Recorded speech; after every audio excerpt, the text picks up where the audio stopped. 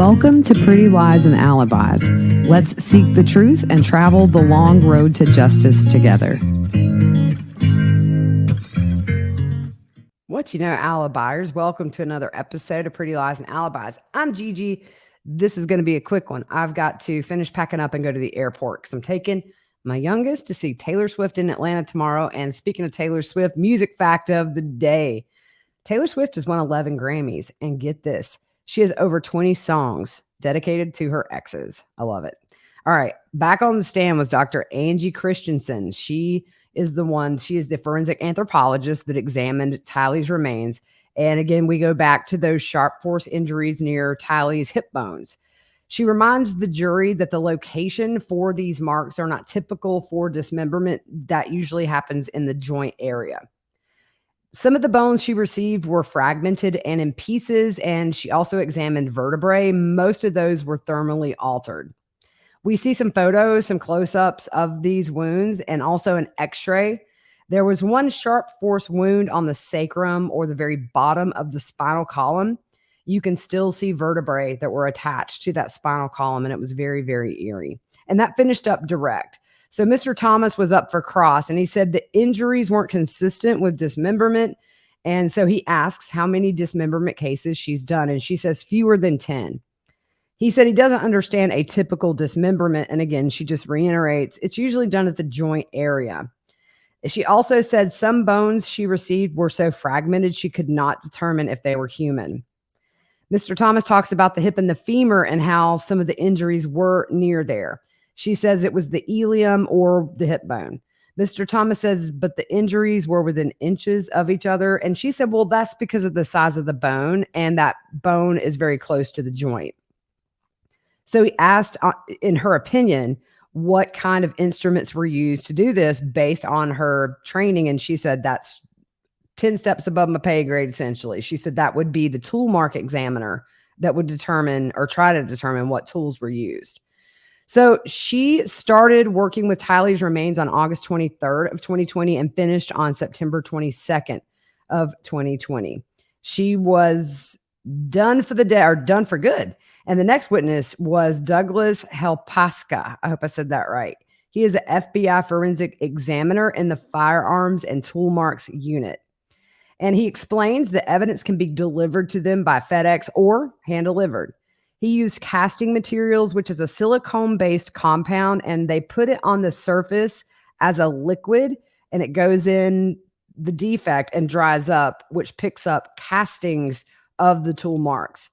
He took 5 castings from the items sent to him.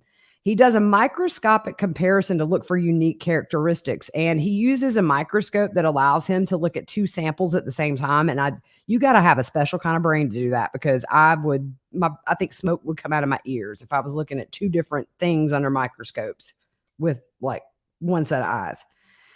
The examination period for Tylee's remains with him went from February of 2021 to October of 2021. Now, we see some pictures, again, of these sharp force injuries on her hip bone. There was 1 stabbing type injury and then 3 chopping type injuries. So the stabbing injury on the hip bone, the motion came from a downward angle and it was perpendicular. He couldn't identify any characteristics from the castings for these wounds, by the way. He had some ideas of what kind of weapons may have caused damage to these bones, but just could not nail down specifically what it was. So we see that in another photo, the motion was left to right. He hasn't been able to identify the marks to the perpendicular tool, but he speculated what types of tools have caused this. So one would be from a bladed tool, like a cleaver, a machete, or a hatchet. Now, remember, this is interesting, and it may not come into play because we'll get into the tools later that they got from Chad's shed. But remember, Alex, when they did that search warrant at the townhomes, he had a ton of swords and things like that in the garage that they seized. Another tool looks to have a serrated edge. You can see the teeth marks from the tool on the bone. This was done in a chopping motion that came from left to right. Another photo of that same bone flipped over. It shows the damage that actually carried bone fragments all the way through the bone to the opposite side. He speculates that was done with a knife or something with a pointed edge, which is why I thought of those swords. So they show the photo of the spine with the sacrum intact, and this injury there came from a chopping type action. He wasn't able to determine what kind of tools for that injury. There was a really large defect on the hip bone with a chopping type action. That force came from left to right, and there's fracturing around the main all the way through the bone. He couldn't determine what kind of tool was used on that. Compressive force is used to cause one defect on the hip bone. So they put together kind of these hip bones, and it's almost like he's had to put a puzzle together. I mean, I'm not trying to sound insensitive, but it connected the sacrum, the hip bones, and the spine. So we kind of see a full picture of what he had. He determined consistent tools for the 5 chopping type actions and 1 for the stabbing type action. And then there's a photo of the totality of all the tool marks. He was never able to proceed to the microscopic part of the exam because he had to outline tools that were consistent with the injuries to get there. So it just stalled, essentially. So on cross-exam, of course, he's asked about his education. And then he asked what kind of reference tools the witness used on this case. And he said a machete, a hatchet, and bladed tools. And he said, you concluded this case from one of those. And the witness says, no, but they're consistent with the marks. And he also asked if the tools that were seized in this case were not used to dismember Tylee. And the witness says that he had no tools submitted to him to compare to these defects in the bones. And Mr. Thomas essentially said, so somebody down the line screwed up and didn't give you those. And the witness says, no, they weren't given to me, and it would have been helpful. Mr. Thomas asked if there were flesh on the bones when he got them, and he said there were some, but not much. So he said all he does is look at the tool marks and try to determine the class characteristics. Mr. Thomas asks about looking at the bones under the microscope and says since he was unable to determine the type of tool used, he wasn't able to move on to that microscopic analysis. So Mr. Thomas says, you don't know what caused these marks. And the witness says, well, something did, but I don't know which one. Mr. Thomas asks, can you tell if a man or a woman did it? And he said, no, can't tell. And he also wanted to know how much force might have been used to make these marks. And the witness says that's not an exam that they conduct in the tool mark department. So that was kind of it for cross. And then on redirect, it was reiterated. The stabbing type marks were caused by knives or bladed tools, the chopping, the cleaver, the machete, the hatchet, things like that. The next witness is David, I'm going to butcher it, Sincerbo. I'm sorry, Mr. David. He's retired from the Idaho State Police.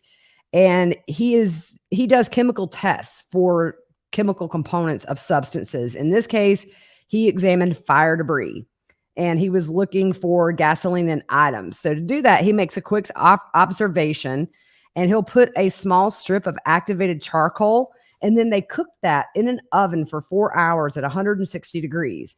They let it cool and take the carbon strip, and then they add a solvent, and then they put that on a strip and test it. So he was given a pint-sized paint can that had decomposing flesh and other debris inside. And the results of that test was gasoline was the accelerant. So on cross, Mr. Thomas says, your task was to see if there was any ignitable liquid in the container. And the witness says yes. And then Mr. Thomas, I talked to him today. He's a very, very nice guy. He's very funny. But he says something about he couldn't figure out there were 4 quarts in a gallon. I think he said like 4 pints in a gallon, and you can kind of see the brain working. But anyways, he asked how much of the biological material and debris was in the can. The witness says it was maybe a half to 3/4 of the way full. And then Mr. Thomas asks how much other debris was in there compared to flesh. And the witness said about 50-50. So that witness was excused. Next up was Riley Nolan. She is with the Idaho State Police in the forensics lab, and she's the lab manager. So we get to the DNA aspect. This is something we've all been waiting for. We know there was so much duct tape. And really, in the beginning, when me and Fruit Loop found out there was so much duct tape, we thought everybody who was involved is going to be identified through this duct tape. So she gives us a little lesson about DNA. We all share 99% of our DNA. It's that 1% that makes us all unique. How cool is that? And how scary is that, by the way? So there were items sent for DNA testing, biological samples from Tylee, her molars, and some pieces of rib, the same for JJ. Also, they took DNA samples from JJ's biological dad, whose name is Todd, and Lori. So they compared the molar of Tylee to Lori's DNA. Of course, it's confirmed Lori was Tylee's mother. And then the DNA analysis from JJ was from a tooth sample, and she said it was different. The molar was different than what she's seen. When she broke open the tooth, there were still plump blood vessels inside the tooth. Apparently, that's not common. She processed both, and the DNA showed that JJ's biological dad was Todd, who is Kay's son. And the next witness is Katie Dace, and she is a forensic biologist with the Idaho State Police. She received swabs from JJ's autopsy as well as swabs from the townhomes in Idaho. She got the chain and pendant. Remember, that was found at the fire. The chain was found in the fire pit, and the charm was found in the grass just beside there. Also, 18 tools from the Daybell property. She did testing on the duct tape that was taken from JJ's body, and the latent print examiner also helped, and she tested for blood as well. She looked for any uneven tape edges in case somebody just tore off the tape with their mouth and left DNA. Decomposition fluid was all over the surface of the tape and the plastic, and they did not test it since they were just trying to find DNA from a perpetrator. So the chain and the pendant were negative for blood, and there was a swab from a knife at the townhome, which was negative. And there was blood on the wall in the townhome, but it was a very weak positive. So tools, how many did they take? 18. Let me tell you all about our sponsor of the week, Pros. There's no one-size-fits-all solution when it comes to hair care, and that's because your hair and your hair goals are completely unique. My hair is dry and frizzy. I wanted to get rid of these problems. Thanks to my personalized Pros routine, I can honestly say I've never been in more love with my hair. First, Pros asked me for my hair goals, which was smoother hair with color protection. Their in-depth consultation also asks about you as a person. Pros ask me really unexpected things like my age, hair length, do I get split ends, and even my zip code, so that Pros can factor in the environment my hair lives in. Next, Pros analyzed all my answers and handpicked clean ingredients to help me reach my hair goals. I used the Scalp Remedy, Clarifying Cleanse, Color Extending Shampoo, and the Smoothing Solution Volume Building Conditioner. I also used the Boar's Hairbrush that makes my hair super smooth. My hair is completely different. The frizz is gone, and it's so much softer. All their ingredients are sustainably sourced, ethically gathered, and cruelty-free. They're also the first custom beauty brand to go carbon neutral. If you're not 100% positive Pros is the best care hair you've had, they will take the products back, no questions asked. Pros is the key to achieving all your hair goals this year. Take your free in-depth hair consultation and get 15% off your first order today. Go to pros.com/whattheworld. That's pros, PROSE.com/whattheworld for your free in-depth hair consultation and 15% off. Americans spend an average of 90% of their time indoors. According to the EPA, indoor air could be 2 to 5 times more polluted than outdoor air, and in some cases, it could be 100 times more polluted. We take about 20,000 breaths per day. That's almost 3 gallons of possibly polluted air. Airborne allergens are the most common allergy triggers, such as pollen, pet dander, dust mites, and mold. Look, I love my animals, but they make me sneeze. But since I've been using Air Doctor, I don't have to take my allergy medicines, and I see a huge decrease in the amount of dust in my house. That's a win-win. What's the solution? Air Doctor filters out dangerous contaminants and allergens so your lungs don't have to. Air Doctor uses an ultra HEPA filter that's been independently tested to remove 99.99% of tested bacteria and viruses. The classic Air Doctor 3000 purifier is powerful enough to circulate the air in a 630 plus square foot room 4 times per hour. and the Whisper Jet fans are 30% quieter than the fans in ordinary air purifiers. So, Air Doctor comes with a no questions asked 30-day money-back guarantee. So if you don't love it, just send it back for a refund minus shipping. So head to airdoctorpro.com and use promo code WhatTheWorld, and depending on the model, you'll receive up to 39% off. Shovels, handsaws, post diggers. She did the blood testing on the tools, and she found presumptive positive blood on several tools as well as what she thought was charred flesh. She took 4 samples of potential flesh for DNA testing, and she also has photos that she showed of all the tools that she tested. Now, one of the shovels, she did not get a DNA profile from that. Second shovel, not able to get a DNA profile from that either. The third shovel, she collected debris from the blade, and then the close-up photo of the backside, there was something with a soft texture that could have been biological remains, and she was able to get a DNA profile. Now, what they did was gathered DNA from Chad, Lori, Melanie Gibb, Jason Mao, JJ Tiley, and JJ's biological father. The DNA profile from that shovel matched Tiley. So there we go. We've got one tool in Chad's shed that matches her. Now, Lori was listening to this witness and looking at the screen, by the way. So the pickaxe. There is a close-up photo of the head of the pickaxe. She saw brown-colored dirt, and when removed, there was darker material under that, so she collected it. There were close-up pictures of fragments removed from the eye of the pickaxe, and she was able to get a partial DNA profile. And it was female, and it was Tylee Ryan as a potential contributor. So the 2 areas tested positive for blood on the handle of the pickaxe, and the handle matched Tylee. So my theory is that pickaxe was possibly used to dismember her or to make those marks, because you have that really narrow end and then you have the wider one. Some of the trace evidence from the tape was sent to another lab, and then there's some hairs collected from the duct tape that was in the plastic and the duct tape from JJ's remains.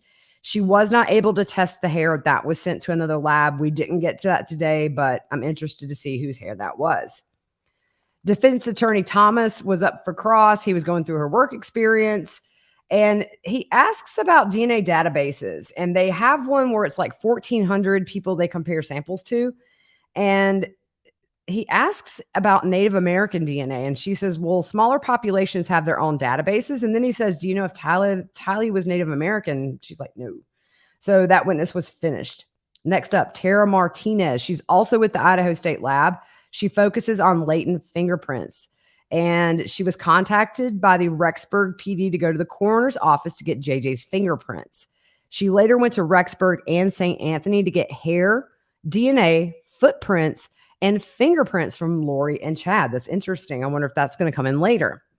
The FBI had Alex's fingerprints from the autopsy that he had, as well as other things. I know they took some samples of blood clots that he died a natural death from. I'll die on the hill that he did not die a natural death, but hey, I'm not a medical examiner. So she tested the bag with gray duct tape that was around JJ's head. She also, let's just go through what was positive. The print for JJ's ankles was inconclusive. So the garbage bag and duct tape from JJ had the right little finger of Alexander Lamar Cox. Another print on the bag was developed on that garbage bag. It was the right palm of Alexander Lamar Cox. That witness was finished. The next is Detective Chuck. He's recalled to the stand. He's been up before. He aided in the recovery of Tylee's remains from Chad's backyard, and he obtained satellite imagery of Chad's residence. So in late July of 2020, they were still monitoring social media sites and saw a story that KSL News put out about satellite photos of Chad's residence on key dates, the day the kids were buried and before. So he followed up on that news story and got in contact with the company. And so they asked for pictures from August 1st to the end of October. So on picture 1, it's an overhead of the property from August 27th. We don't see any evidence the fire pit had been used or anything like that, but also there were clouds covering that, so it wasn't super visible. Picture number 3 was taken the day Tylee was buried at 12:32 p.m., which is after Alex has left. And with that, You can see discoloration in the soil where the pet cemetery is. That was taken less than an hour, by the way, after Alex left the property. And the witness breaks down on the stand. You know, he got very emotional, and he said that discolored part is where they found Tylee. It just choked him up. And it just goes to show you, this is going to affect so many of these people that have had to work this case for years now, and all the way to the jury and the people sitting in that courtroom, family, everybody. It's just horrific. By the way, they had to pay $1,500 for those images. So Mr. Archibald says on September 9th, you believe this is the day Tylee was buried on this property and burned? And the witness says yes. Mr. Archibald asked if there's any indication of smoke and fire on this date, and the witness says no. So Mr. Archibald brings up the text with Chad and Tammy about them having a fire. And I mean, I get what he's doing, but it's kind of obvious what happened. In June 2020, there was no evidence there had been a fire from earlier. And Mr. Archibald asked if the fire pit could have been used for roasting marshmallows or limb debris, and the witness says yes. When asked if it's possible that Tylee was burned elsewhere and brought there, the witness said he didn't think so because you could smell the accelerant on the fire pit area. And also he said, we got bone fragments and tissue from that fire pit. So Mr. Archibald said the image was taken at 12:32 p.m. on the 9th of September, 2020. And as far as you could see, there was no smoke or fire, and the witness agrees. Mr. Wood was up for redirect, and he also points out that on the 9th, that photo is obscured by clouds. The witness says yes. Last witness of the day, Tammy Daybell's sister, Samantha Gwillem. Oh my gosh, she is so sweet and adorable. And man, was she just solid on that stand for her sister. Good for her. She had a little R2-D2 backpack. So, you know, she's a fun person, right? They looked like they had the best relationship. All the pictures of them together. They were the only sisters. They had all brothers. So, you know, that bond was strong, I'm sure. And her devastation, I can't even imagine. But she was contacted by law enforcement about a pet cemetery on Tammy and Chad's property. So Tammy actually showed her the location of this pet cemetery when Samantha came to visit. And they show a photo of that area. Samantha points out the pet cemetery. There's a little dog statue. And then she also points out the fire pit. Samantha said they always had pets growing up. And when the pets would pass, they would bury them on their property. She got a little emotional when asking about Tammy. And she said Tammy loved animals. Animals were drawn to Tammy, and she loved taking care of people. She said, even though Tammy was a bit of an introvert, she loved caring for people. And this is when Samantha really was choking back tears. Now, they put a beautiful photo of Tammy up on the screen. It's my favorite photo of her. It was taken at one of her children's wedding. Mr. Archibald asked when this was taken, and she said this was about a year or two before she was murdered. And there were 5 siblings. Tammy was the second oldest, and then they had 3 brothers. As adults, they remained close and did things together with their kids. Samantha went to school actually with Chad's brothers and knew Chad. He was a little older than her. She said she liked Chad. He was nice and treated Tammy very well. And throughout their marriages, her and Tammy remained close. Chad was close to Samantha's husband as well. And before the move to Rexburg, they saw each other every day because they lived 2 blocks apart. That's how me and my family, we live 2 houses apart. And I love that because you get to interact every day and stay so involved in each other's lives. And luckily, my family is not involved in like an annoying way. It's like we all just groove. And I feel like that's how these 2 did. At first, Tammy did not want to move to Idaho. I mean, she didn't like change, and her family, all of her family was in Utah. She also said she was good with computers, and Tammy was working as a secretary to like a special needs school before she moved to Idaho. Tammy worked closely with kids, and when they first got married, as we know, Chad was a gravedigger. There was one juror when she said, yeah, he was a professional gravedigger. His eyes, y'all, could not have got any bigger, and his mouth went whoop. It fell right open. She found out Tammy had died by Chad calling her. He told her she had been really sick and coughing all night, and then she got up around midnight and went back to bed. And then he said she rolled out of bed after she died, and it woke him up. Now, we've heard different stories, so I'm curious to see. I think maybe Chad's son Garth is set to testify. He had made a statement that he was there or had been there shortly after and helped his dad put Tammy on the bed or something. There are some discrepancies when Chad wrote that message on the AVAL board, a voice of warning. where all of the supporters initially were. He said that he woke up and it was clear to him that her spirit had passed away peacefully during the night. So you got three versions there. Tomorrow, I feel like maybe they're going to do the medical examiner for Tammy, and I hate to miss it, but making memories, right, with my 11-year-old. It's worth it. Samantha had just seen Tammy 2 weeks before she died, and she was fine. Tammy had been taking clogging classes, and she was demonstrating for them, and she was preparing to run a race there in Rexburg. They were also planning Tammy's 50th birthday. Now, she said it was very odd that Tammy came by herself to visit. Normally, she didn't like to travel by herself, but of course, Chad told her to go. I think it was her dead grandma that came to him in a vision and said, "You need to go." Maybe the same one that told her to stop playing Farmville. I don't know.